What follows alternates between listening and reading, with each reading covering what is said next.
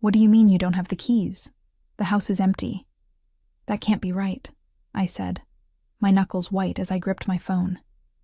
The neighbor across the street was staring at me from his porch, watching me pace back and forth in front of what used to be my home. My name is Jasmine Rojas, and I had just driven 4 hours from my university to Bakersfield for spring break, only to find my childhood home with a for sale sign hammered into the front lawn. The windows were bare, no curtains, no furniture visible inside. 3 black garbage bags sat on the porch like unwanted guests. When I peeked inside one, I saw my clothes, my books, fragments of the life I'd left behind when I went to college. "Your father said you should have called first," my Uncle Thomas said, his voice hesitant on the other end of the line. "They moved last week. Didn't they tell you?" "No," I said, the word barely making it past the lump in my throat. "They didn't tell me anything." I hung up and called my father. Each ring felt like an eternity. "Hello?" His voice was flat, emotionless. "Dad? The house is empty. There are garbage bags with my stuff on the porch. What's going on?" A pause. Then, "We moved. You're an adult now. Deal with it." The line went dead. I stared at my phone, stunned. I called back, straight to voicemail. I tried my mother's phone. The same. My younger brother's phone. No answer. Just like that, I had been erased from their lives. No warning, no goodbye, not even the courtesy of a forwarding address.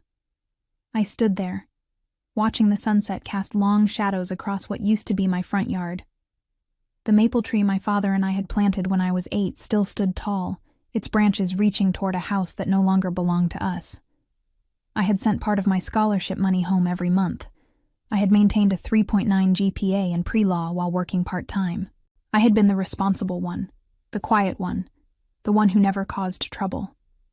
And this was my reward. I didn't cry.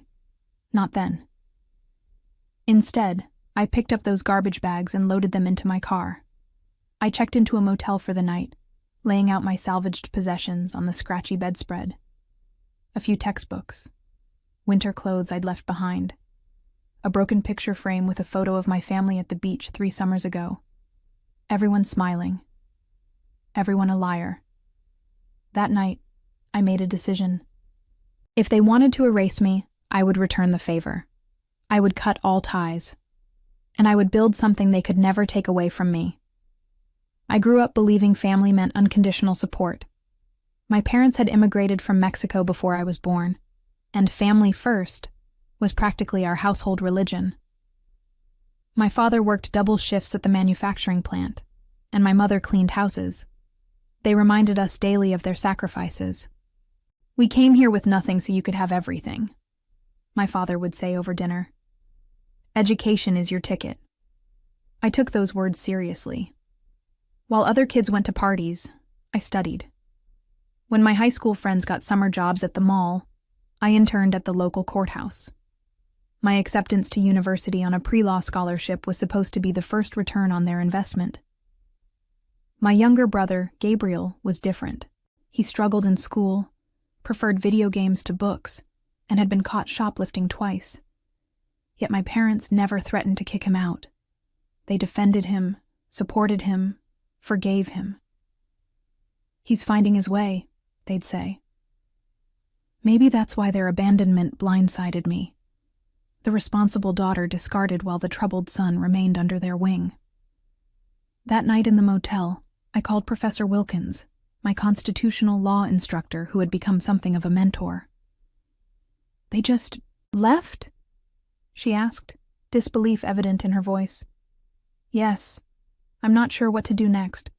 I can't exactly go back to the dorms during break, and My voice cracked, the emotion finally breaking through.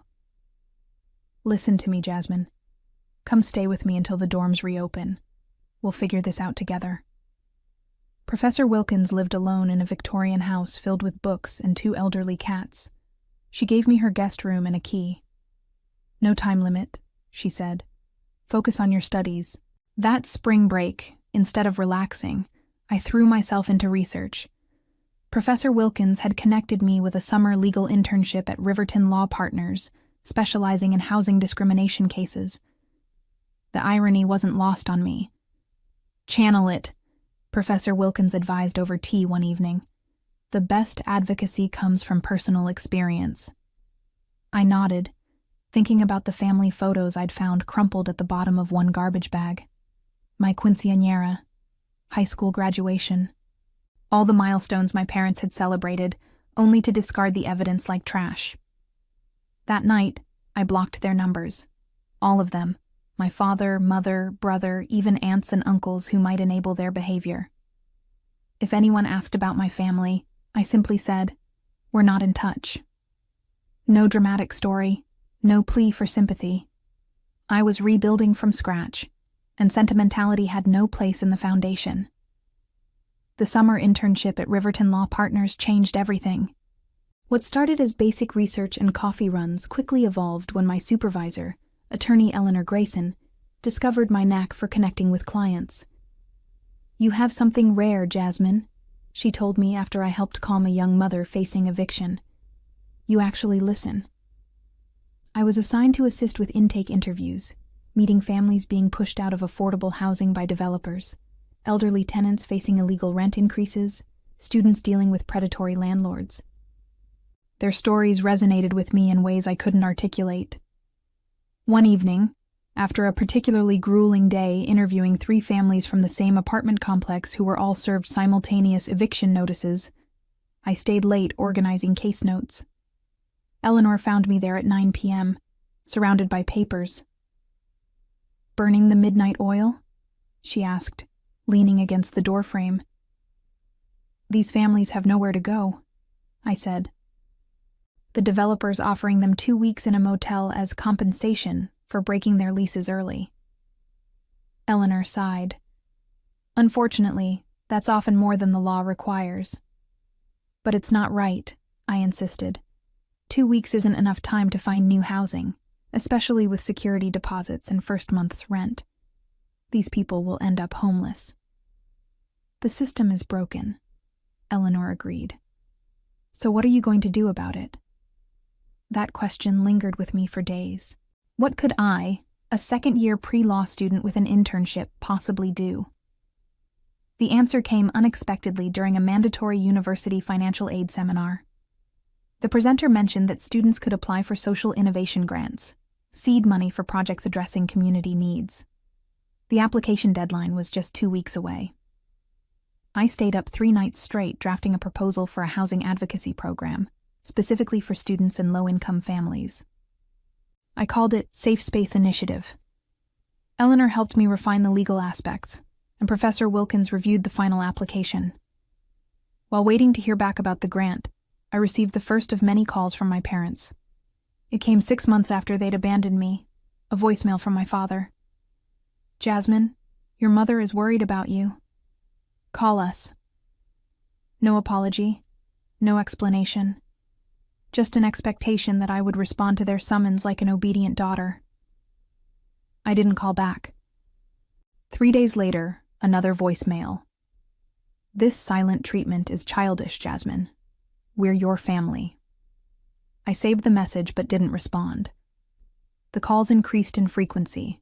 Sometimes my father, sometimes my mother, occasionally my brother. Their tones ranged from demanding to pleading. None acknowledged what they had done. When the university awarded me the Social Innovation Grant, $25,000 to launch Safe Space Initiative, I didn't share the news with them. When I was offered a paid position at Riverton to continue my work through the academic year, I celebrated with Professor Wilkins and Eleanor instead. My new family was forming around me, people who supported me not out of obligation, but out of genuine respect and care. By January, the Safe Space Initiative had assisted 23 students fighting wrongful evictions. We operated out of a converted storage room at Riverton Law Partners, with 2 volunteer paralegals and a rotating schedule of law students earning clinical hours. Most days, I rushed from classes to the office, spending evenings reviewing cases and refining our approach. The work was exhausting but fulfilling. Each family that maintained housing, each student who avoided homelessness felt like a personal victory. I was building something meaningful from the wreckage of my own displacement. My parents, meanwhile, had increased their campaign to reconnect. The calls came with alarming frequency, sometimes multiple times per day. When I continued ignoring them, they enlisted relatives. "Your mother cries every night," my Aunt Lucia texted. "Whatever they did, can't you forgive them?" I didn't respond to these messages either. Forgiveness required acknowledgement, and they had yet to admit any wrongdoing. One Tuesday afternoon in February, I was counseling a sophomore named Devin, who had returned from winter break to find his landlord had rented his room to someone else, despite his paid-up lease. As we discussed his options, the office phone rang. "Safe Space Initiative, this is Jasmine," I answered, gesturing apologetically to Devin. "Jasmine, is that you?" It was my mother's voice. My stomach dropped. "How did you get this number?" "It's on your website," she said. "Why haven't you returned our calls? We've been worried sick." Devin shifted uncomfortably in his chair. I covered the mouthpiece. "I'm sorry. I need to handle this. Would you mind waiting outside for a moment?" After he left, I uncovered the phone. "This is my workplace. Please don't call here again." "We're your parents," my mother said, her voice breaking. "We have the right—" "You lost that right," I interrupted, "when you put my belongings in garbage bags and sold our house without telling me. I'm not doing this now." "Your father made a mistake," she pleaded. "We had financial troubles. The house was being foreclosed on. We were embarrassed." For a moment I felt a crack in my resolve. Financial troubles? Foreclosure? They had never mentioned money problems. "If you were in trouble, you could have told me," I said, my voice softer. "I would have helped. I was already sending money home." "Your father wouldn't allow it," she said. "His pride. You know how he is." I did know. My father's pride was a force of nature, shaping our family dynamics since childhood. But pride didn't justify what they'd done. "I need to get back to work," I said firmly. "Please respect my boundaries." I hung up before she could respond, hands trembling slightly as I placed the receiver down. The brief conversation had unearthed feelings I thought I'd successfully buried. Anger, certainly, but also a lingering sense of responsibility toward them. Later that evening, Eleanor found me still at my desk, staring at Safe Space's call log. "Everything okay? You seem distracted," she said, perching on the edge of my desk. I hesitated, then told her about the call. "Part of me wants to believe they had a good reason," I admitted. "That it wasn't just cruelty." Eleanor considered this. "People rarely act from pure cruelty, Jasmine. But reasons and excuses aren't the same thing. Whatever financial troubles they had, they chose to handle it by abandoning you without warning." She was right. And yet, my mother's explanation had planted a seed of doubt. What if there was more to the story? What if they had been desperate? The next day, against my better judgment, I did something I'd resisted for months. I searched for my family online. What I found shattered any emerging sympathy. A cheerful Facebook post from my mother dated just 3 weeks after they'd moved, showing her, my father, and Gabriel smiling in front of a new house. The caption read, "New beginnings, so blessed." There had been no financial crisis. There had been no foreclosure. There had just been a decision to leave me behind. The unanswered calls accumulated like falling snow, 120, 150, 200. My parents' voicemails evolved from demanding to pleading, occasionally peppered with information about their new lives, as if we were having a normal, ongoing conversation instead of a one-sided bombardment. Gabriel got accepted to community college, my mother reported in late March. "He's studying computer programming. You always said he was smart." "The neighbors brought us tamales," my father announced in April. Not as good as your mother's, but they're trying to be welcoming. These casual updates infuriated me more than their earlier demands. They were living their lives, forming new community connections, celebrating milestones, all while I was still processing the trauma of their abandonment.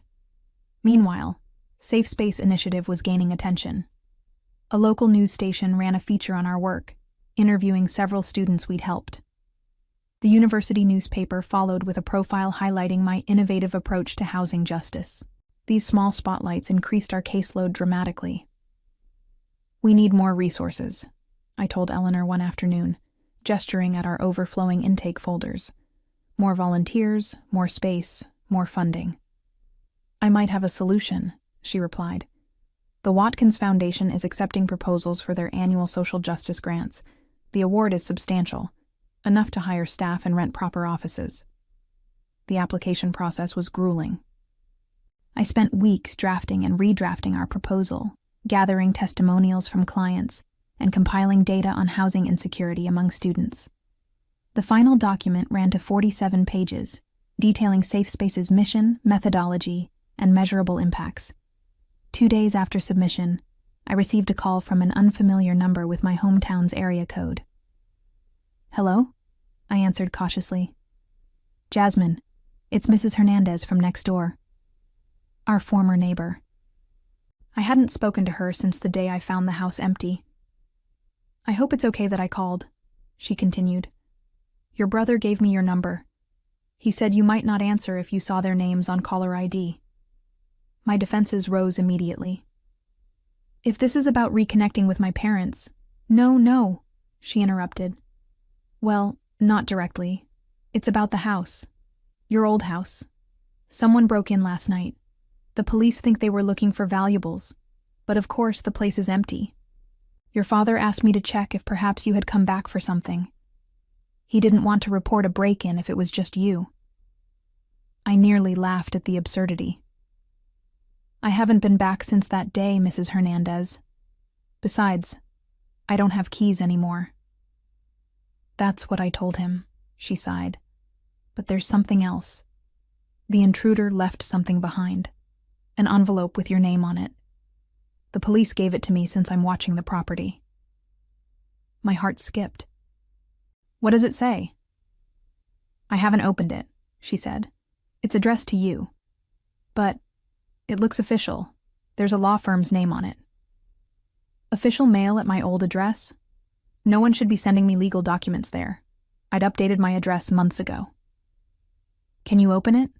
I asked. "Just tell me what it says." I heard paper tearing, then silence. "Mrs. Hernandez? It's about your grandmother's estate," she said finally. "Your maternal grandmother. In Mexico?" My grandmother had died when I was 13. I barely remembered her. "What about her estate?" "It says you've inherited property in Oaxaca," Mrs. Hernandez read slowly. "And there's a bank statement. Jasmine, it shows a balance of over $400,000. My mind reeled. That can't be right. My grandmother lived simply. She didn't have that kind of money. The letter says the property was developed after her death. Resort condominiums. Your portion is the proceeds from the sale of 2 units. I grabbed a pen, scribbling as Mrs. Hernandez dictated the law firm's contact information. My hand shook as I processed the implications. Does it say when this inheritance became available? Mrs. Hernandez paused, papers shuffling. Yes, it was finalized last March. Last March, 1 month before my parents abandoned me. The timing couldn't be coincidence. They had known about my inheritance, and they had left me behind anyway. The Watkins Foundation called while I was still processing the inheritance bombshell. We'd been selected as finalists for their grant and needed to prepare a presentation for their board. Under normal circumstances, this would have been cause for celebration. The foundation's backing would transform Safe Space from a scrappy student initiative into a legitimate nonprofit. But I was distracted, my thoughts circling back to my grandmother's unexpected legacy. After consulting with Eleanor, I contacted the Mexican law firm handling the estate. They confirmed everything. The inheritance was legitimate, the money was mine, and, most tellingly, notification had been sent to my parents as my legal guardians over a year ago, when I was still 19. They kept this from me, I told Professor Wilkins during one of our regular dinners. They knew I had this inheritance coming and still put my stuff in garbage bags. She set down her fork. Have you considered why? Money, I said bitterly. They probably thought they deserved it more than I did. Perhaps, she conceded. But hiding an inheritance is difficult. You would have found out eventually. Maybe they were planning to tell me on their terms, to make me grateful, dependent. I pushed my plate away, appetite gone. Or maybe they never planned to tell me at all. The inheritance funds were transferred to my account 3 days before the Watkins Foundation presentation. I hadn't decided what to do with the money, but its presence offered a strange security. For the first time since finding my childhood home empty, I felt financially untethered from my past. The Watkins presentation was scheduled for a Saturday afternoon in May. I arrived at the Foundation's downtown offices an hour early, reviewing my notes in the sleek waiting area. Our proposal requested $300,000 over 3 years to expand Safe Spaces services beyond the university to the broader community. Eleanor arrived 20 minutes before the scheduled time, impeccable in a charcoal suit. Ready? She asked, sitting beside me. As I'll ever be, I replied, straightening my own carefully selected blazer. Navy blue, professional but not intimidating. The board can seem formal, she warned, but they care about impact. Focus on the human stories, how safe space changes lives. We were escorted into a boardroom where 8 people sat around a polished table. I recognized several from my research: local business leaders, philanthropists, a former judge. The Foundation's director, William Watkins himself, rose to greet us. Ms. Rojas, Ms. Grayson, welcome, he said, gesturing toward the presentation area. We've been impressed by your written proposal. Show us why Safe Space deserves our support. I connected my laptop to their projector and began. The presentation outlined Safe Space's journey from student project to community resource, highlighting key cases and systemic impacts. Eleanor chimed in with legal context, explaining how our model filled gaps in existing services. 20 minutes in, as I was describing our vision for expansion, the boardroom door opened. A Foundation assistant whispered something to Mr. Watkins, who nodded. I apologize for the interruption, Mr. Watkins said. Ms. Rojas, there are some people here claiming to be your family. They're quite insistent on speaking with you. My heart stopped. My family? They say it's urgent, he added, looking uncomfortable. We can ask them to wait until we've finished. Eleanor touched my arm supportively. Your call, Jasmine. I took a steadying breath. After months of unanswered calls, my parents had tracked me down to perhaps the most important professional moment of my young career. The timing couldn't be worse, or more telling. Please tell them I'll speak with them after the presentation, I said, my voice remarkably steady. This is too important to interrupt. Mr. Watkins nodded approvingly, and the assistant left to deliver my message. I turned back to the presentation, but inside, my mind was racing. What could possibly be so urgent after nearly a year of silence? I finished the presentation on autopilot, my voice professional despite the emotional turbulence beneath. The board asked insightful questions, which I answered thoroughly, determined not to let my personal drama affect this opportunity. When they finally thanked us and promised a decision within 2 weeks, I felt hollow, rather than hopeful. You were excellent, Eleanor said as we gathered our materials, especially under the circumstances. Outside the boardroom, my parents and Gabriel waited in the reception area. My mother rose when she saw me, her face a complex mixture of emotions: hope, fear, determination. My father remained seated, his expression guarded. Gabriel hovered awkwardly between them, looking everywhere but at me. Jasmine, my mother began, stepping forward. We need to talk. Eleanor squeezed my shoulder. I'll give you privacy. Call me later. I nodded gratefully, then turned to my family. Why are you here? How did you even find me? We saw the newspaper article about your housing program, my mother explained. It mentioned the Watkins presentation today. We've been trying to reach you for months. I'm aware, I said coolly. 247 calls is hard to miss. My father finally stood.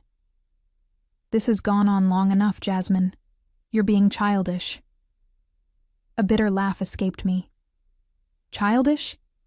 I came home to find my belongings in garbage bags. You sold our house without telling me. You abandoned me. And I'm the childish one? We made a mistake, my mother said, her voice trembling. We want to make it right. Now you want to make it right? I asked. After a year? After I've rebuilt my entire life without you? Why now? Gabriel shifted uncomfortably. Just hear them out, Jazz. I know about the inheritance, I said flatly. Is that why you're suddenly interested in reconciliation? Because the money came through? My father's face darkened. You've always been so quick to judge. And you've always been so quick to discard, I countered.